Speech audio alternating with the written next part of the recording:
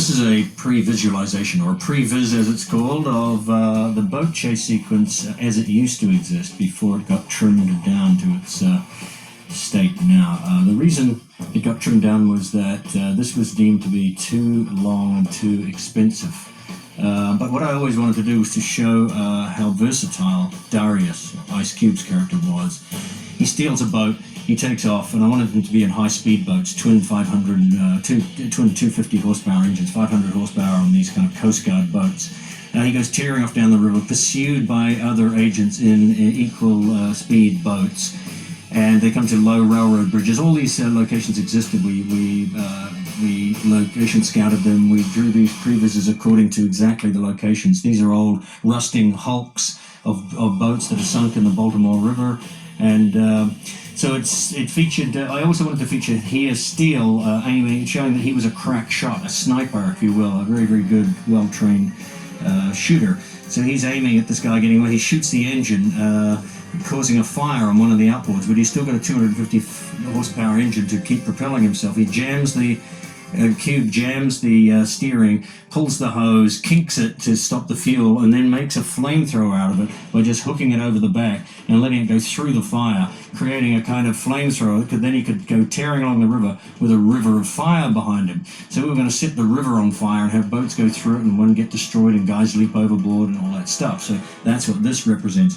Then as he was going along at less speed than the others, at least he could dodge them and they couldn't catch up with him because they were being cut down by speed. He goes around under the bridge. He sees an excavation, what they call, I guess, a dredge, a unit for dredging sludge up out of a river and making it deeper than it actually is.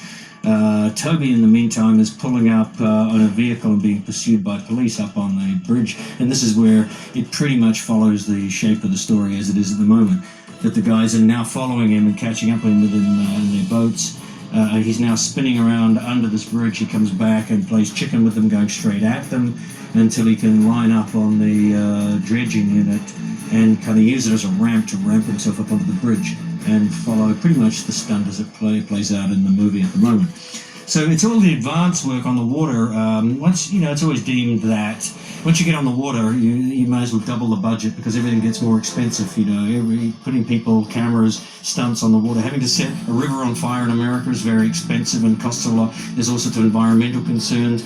You can't just pour gasoline on water. You have to put propane jet units under the water and build a huge run. It was going to take weeks and it was going to cost a lot. So they cut it down because of budget concerns, and we now end up with a kind of much reduced version of it, but still it has all the tail-end impact that we always wanted from it.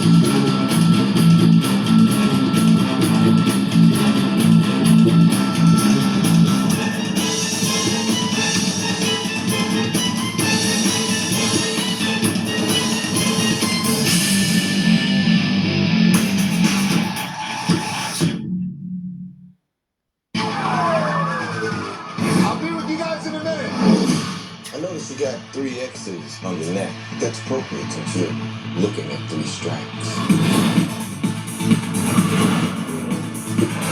And that little bridge stunt of yours?